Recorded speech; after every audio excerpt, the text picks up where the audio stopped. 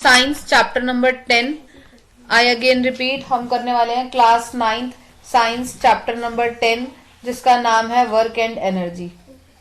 ठीक है, आप अपनी बुक से साथ साथ देखते जाइए जो आपको साथ साथ करना है, और मैं यहाँ पर इंपॉर्टेंट सेक्शन इसी में जो है वो कराती जाऊंगी। ठीक है, तो हम यहाँ पर सब चीजें एक बार साथ साथ देखते जा रहे हैं। चलिए देखिए, in the previous few chapters we have talk about of describing the motion of the objects, the cause of motion and gravitation. हमने पिछले कुछ चैप्टर्स के अंदर मोशंस और ग्रेविटेशन के बारे में पढ़ा है, जहां हम ये देखते हैं कि मोशन कैसे काम करता है और ग्रेविटी कैसे काम करती है, किस तरीके से वो काम चल रहा होता है। अनदर कॉन्सेप्ट, एक और कॉन्सेप्ट है that help us to understand and interpret many natural phenomena is work. हम अलग और तरीकों से चीजों के बारे में देखेंगे जिसे हम हिंदी भाषा में या फिर नॉर्मल भी हम जिसे हम क्या कहते हैं, वर्क कहते हैं। ठीक है, closely related to the work, energy and power. Work किससे रिलेट करता है? आपका एनर्जी और पावर से रिलेट करता है। In this chapter we shall study these concept. हम इस चैप्टर के अंदर किसके बारे में पढ़ने वाले हैं बताओ? और एनर्जी और पावर। दिमाग अपना यहां लगा के रखना दोनों। All living beings need food. हर एक लिविंग बींग को क्या जरूरी है? Food. Living beings have to perform several basic activity. अलग अलग बेसिक एक्टिविटी परफॉर्म करते हैं सर्वाइव के लिए। We call such activity life process. हम इन एक्टिविटीज को क्या कहते हैं? लाइफ प्रोसेस कहते हैं। The energy of these processes comes from the food. ये कैसे आती है? फूड से आती है। We need energy for the other activity, like हमें हर तरीके की एनर्जी, मतलब हर तरीके की एक्टिविटी के लिए क्या चाहिए? एनर्जी चाहिए ही चाहिए। जैसे कि प्लेइंग, सिंगिंग, रीडिंग, राइटिंग, ये सारी क्या है? ये वो एक्टिविटीज हैं जहां हमें क्या चाहिए? एनर्जीज चाहिए होती है। ठीक है, अनदर एनिमल, मतलब यहाँ पर तो सिर्फ आपको ना ये एक रीडिंग टेक्स्ट है, मेन चैप्टर स्टार्ट होता है यहाँ से वर्क से, तो मैं आपको यहाँ से बढ़ा रही हूँ। देखिए यहाँ पर आइए, क्वेश्चन क्या उठता है? What is work? वर्क क्या है? There is a difference in the way we use the term of work in day to day life and the way we use in the science. ये एक बहुत बड़ा difference है कि हम काम क्या करते हैं और हमारे साइंस की भाषा में काम किसे कहा जाता है, उन दोनों में डिफरेंस है बताने का। ठीक है, अब यहाँ पर इन्होंने कुछ एग्जांपल्स दिए हैं, हमें उसी को कंसिडर करना है। Not much work in spite of work harding. तो यहाँ पर अब हम देखेंगे कैसे हम काम को काम की तरह ना लेकर उसको हार्ड वर्क के फॉर्म में लेते हैं, या फिर हम उसके अंदर एक एनर्जी या टास्क परफॉर्मिंग चीजों को लेते हैं। ठीक है, कमली इज प्रिपेयरिंग फॉर एग्जामिनेशन। कमली जो है वो अपने एग्जाम के लिए क्या कर रही है? प्रिपेयर कर रही है। She spend a lot of time in this study. वो अपने स्टडीज के अंदर बहुत ज्यादा टाइम स्पेंड कर रही है। She reads book. वो बुक को रीड करती है। डायग्राम्स ड्रॉ करती है। Organise her thoughts. अपने थॉट्स को क्या करती है? ऑर्गेनाइज करती है। Collect question paper. Question paper collect करती है। Attend class. क्लासेस अटेंड करती है। Discuss problem with her friends. अपने फ्रेंड्स के साथ क्या करती है? प्रॉब्लम्स को डिस्कस करती है। And perform experiments. और अलग अलग तरीके के एक्सपेरिमेंट्स को परफॉर्म करती है। She spend a lot of energy with these activities. उसको यहाँ पर बहुत ज्यादा एक्टिविटीज करने के लिए एनर्जी लगती है। इन कॉमन पैरालायंस, अगर हम एक कॉमन तरीके से बात करें तो that is she is very hard working. वो क्या है? बहुत ज्यादा हार्ड वर्किंग है। ऑल दिस हार्ड वर्क में इन्वॉल्व लिटिल वर्क। यहाँ कहीं ना कहीं थोड़ा सा छोटा मोटा ही सही, पर काम तो इन्वॉल्व है ही। If we go by the scientific definition of work, अगर हम साइंटिफिक डेफिनेशन की तरफ जाए वर्क की, तो वहां शायद क्या होगा? अलग होगा। ये लगा दो बेटा, all out. You are working hard to push a huge rock. अगर आपको बोला जाए कि आपको एक ह्यूज रॉक को क्या करना है? पुश करना है। ठीक है, पुश करना है। लेट अस से the rock does not move despite all the efforts.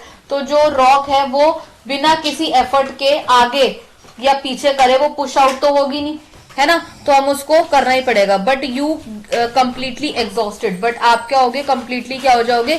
Exhaust हो जाओगे। However you have not done any work on rock. जबकि आपने कोई काम करा ही नहीं और ना ही रॉक जो है वो डिस्प्लेस हुई।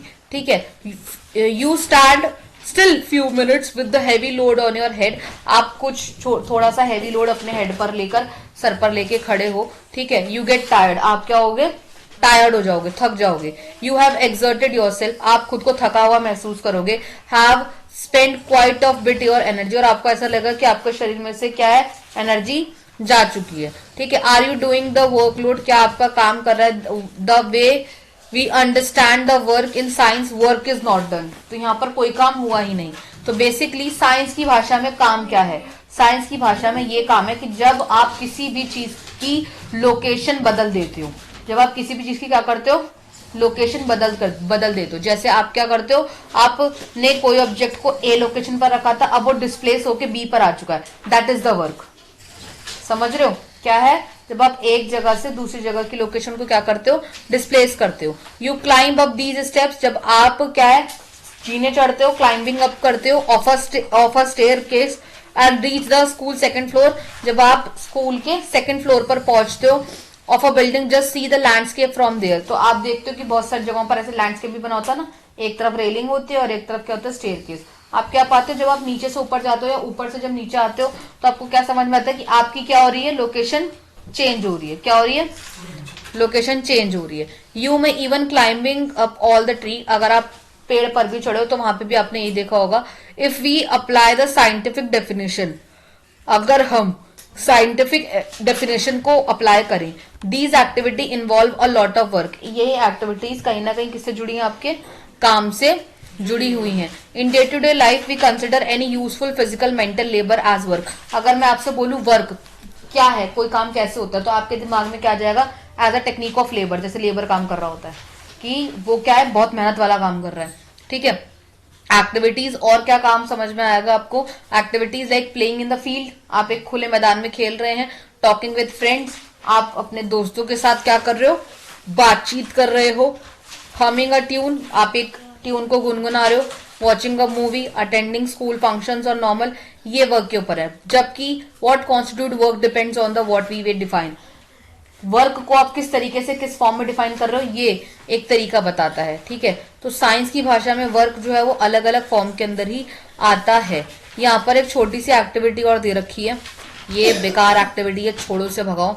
यहाँ पर आओ, साइंटिफिक कॉन्सेप्शन ऑफ वर्क, क्या है साइंटिफिक कॉन्सेप्ट वर्क का, पहले हम वो देखेंगे। ठीक है, चलो साइंटिफिक कॉन्सेप्ट ऑफ वर्क पे आएंगे, निकाल लिया टॉपिक, चलिए देखिए।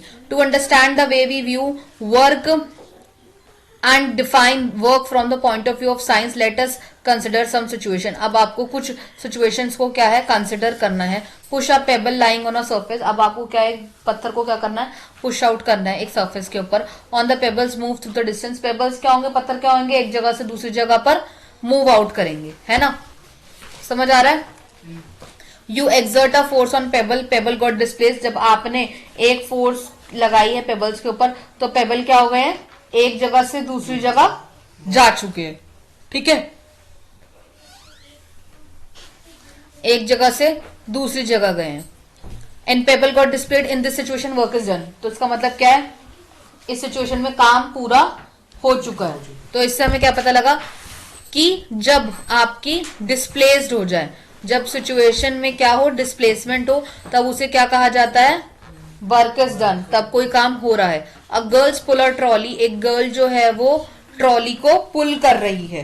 ठीक है, the trolley moves through a distance, trolley क्या है, एक डिस्टेंस कवर कर रही है। The girl has exerted force on trolley, अब गर्ल क्या उस ट्रॉली के ऊपर क्या है, अपना फोर्स को एक्सर्ट कर रही है। इट इज डिस्प्लेस, जैसे ही फोर्स किसी जगह पर लगे और तब वो क्या हो, डिस्प्लेस हो, तब उस यहां पर क्या कहेंगे, दैट वर्क इज डन, इसका मतलब काम हो गया है। Lift a book through a height, अब यहाँ पर ना कुछ कुछ एग्जांपल दे रखे हैं, फिर दोबारा अब यहाँ क्या बताएंगे कि जो फोर्स लग रही है जिस वजह से बुक ऊपर नीचे हुई है, उसे हम क्या बोलेंगे, वर्क इज डन। तो अभी तक हमें क्या समझ में आया, वर्क होने की दो कंडीशंस होती हैं, कोई भी काम को करने की दो कंडीशन बताई गई हैं, किसमें, साइंटिफिक भाषा में। कैसे बताई गई हैं, a force should be act on an object, पहला कि किसी भी चीज के ऊपर क्या लगाई जाए, फोर्स लगाई जाए, किसी भी चीज पर क्या लगाई जाए, फोर्स लगाई जाए, उसे हम क्या बोलेंगे, बताओ, वर्क, उसे हम क्या बोलेंगे, वर्क। ठीक है, मान लो आप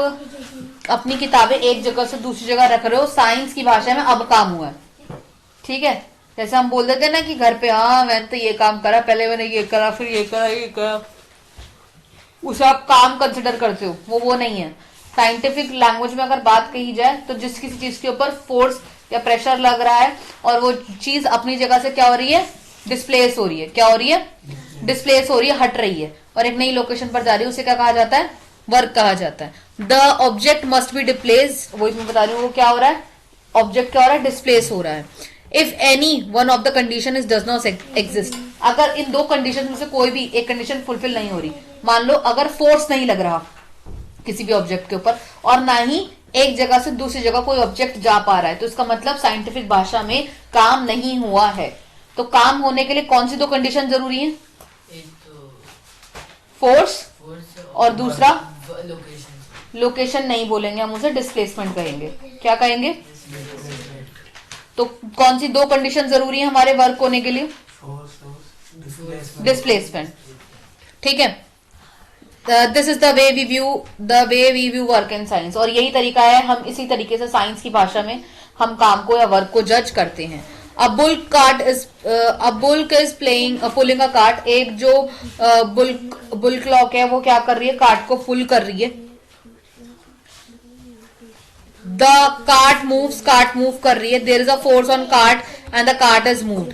अब वही बात है कि वो बोल रहे हैं कि कार्ट को मूव करने के लिए, कार्ट क्या होता है, ठेला, ठीक है, फोर्स लगेगा, फोर्स की वर्क की कौन सी कंडीशन लगेगी ये बोल रहे हैं। Do you think that work is done in this situation, अगर एक जगह से दूसरी जगह कार्ट मूव हो रहा है तो क्या वहां पे काम हो रहा है, हाँ हो रहा है, क्योंकि वहां पर आपको फोर्स भी इस्तेमाल करना पड़ेगा।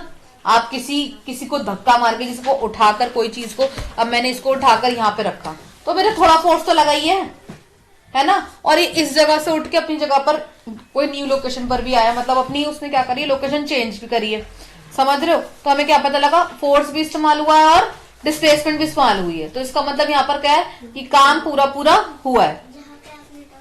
ठीक है, अब यहाँ पर दो एक्टिविटी दे रखी है इन्होंने, ये एक्टिविटी भी कुछ खास नहीं है, ये नहीं करेंगे, हटाओ, एक्टिविटी 3 भी नहीं पढ़ेंगे, भगाओ, काम की नहीं है।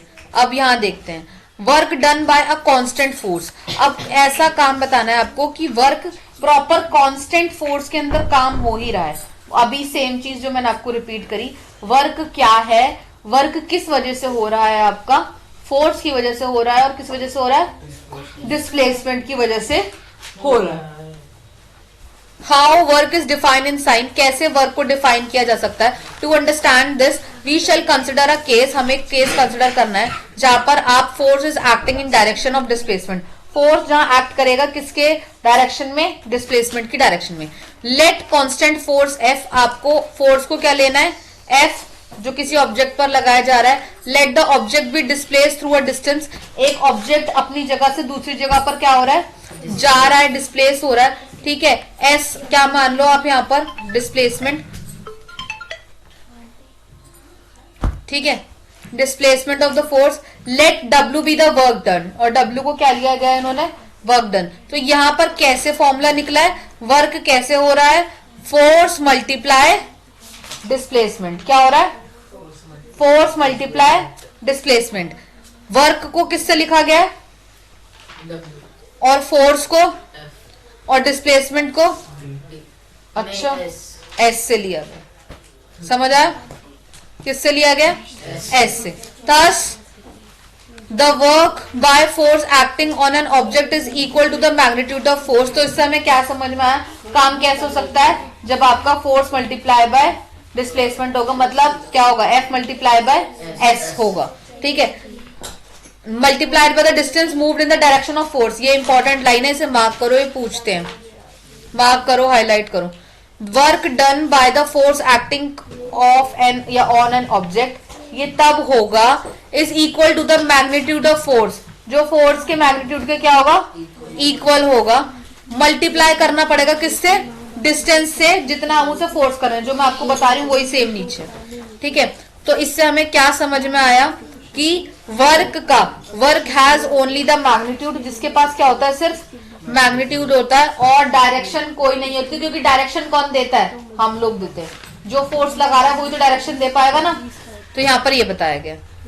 ठीक है, यहाँ पर इसका अमाउंट कितना है, J1 लिया गया, F is equals to 1N S भी क्या है 1, तो आप इसके लिख सकते हो इसकी यूनिट क्या हो गई वर्क की, एनएम हो गई। ठीक है, अब इन्होंने ये बताया है, यहां पर हम देखेंगे, देखो लुक एट द इक्वेशन 10.1। अब आपको 10.1 देखनी है, what the work is done. अब आपको देखना है क्या हुआ, क्या वर्क यहाँ पर जीरो लगा नहीं लगा। What would be the work done when the displacement of object is zero. क्या होगा कि अगर डिस्प्लेसमेंट क्या हो जाए, जीरो हो जाए। रेफर द कंडीशन, अब आपको कंडीशन रेफर करनी है 1 वाली, वही सेम है। यहाँ पर देखो, यहाँ पर इन्होंने एग्जाम्पल दे रखा है 10.1 का, क्या दे रखा है, दे रखा है एक ऑब्जेक्ट दे रखा है, और उसमें उन्होंने उसको बोल रखा है कि 2 से डायरेक्शन हटा के दूसरी जगह पे लाना है ना, 2 मीटर के डायरेक्शन पे हटा के लाना है। तो ऑब्जेक्ट का भार दे रखा है उन्होंने कितना, 5, मतलब उतने फोर्स से वो आगे जाएगा, है ना। और उसकी आपको क्या करनी है, लोकेशन चेंज करनी है। तो 5 × 2, जो ऊपर वर्क निकाला था कितना हो जाएगा 10। तो वर्क कितना डन हुआ वहां पे 10m।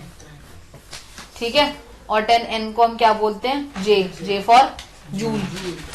ठीक है, समझ आया। ऐसे इसका एक और क्वेश्चन है। ठीक है, ये वाला क्वेश्चन और करेंगे, इसके बाद आएगा आपके पास एनर्जी। एनर्जी से कल पढ़ेंगे, बस यही वाला खत्म करेंगे आज। Consider another situation in which the force displacement are the same. अब आपको एक और बताना है कि जहां पर फोर्स और डिस्प्लेसमेंट क्या है, सेम है। ठीक है, अब baby is pulling a toy car, एक बच्चा जो है टॉय कार को क्या कर रहा है, पुल कर रहा है पैरेलल टू द ग्राउंड, जो ग्राउंड के पैरेलल है। The baby exert a force, baby क्या कर रहा है, फोर्स को एक्सर्ट कर रहा है। ठीक है, in the direction of displacement, जिस जगह पर डिस्प्लेसमेंट हो रहा है। In this situation the work done will be equal, इस सिचुएशन में क्या हो रहा है, काम जो है वो इक्वल हो रहा है। द फोर्स एंड डिस्प्लेसमेंट, मतलब जो प्रोडक्ट है वो क्या है, बेसिकली प्रोडक्ट क्या है, फोर्स और डिस्प्लेसमेंट है ना, ये क्या है, इक्वल है। तो आपको बताना है in such situation work done by the force is taken as positive. तो हम वर्क को क्या लेंगे, एज पॉजिटिव। क्या लेंगे, पॉजिटिव। तो यहां से क्या समझ में आई बात, इसे मार्क करो कि वर्क पॉजिटिव कब होता है, ये बताना है। ये रहा, ठीक है। और ओपोजिट कब होता है, या वो नेगेटिव कब जाएगा, वो यहां पर बताया गया है। ठीक है, ये वाला पैराग्राफ पढ़ेंगे, ये वाला सेम है, बस आपको बताना है एक बार फोर्स नेगेटिव हो जाएगा और एक बार डिस्प्लेसमेंट नेगेटिव, बस इतना फर्क है और कुछ नहीं है। जब आप इसे कर लोगे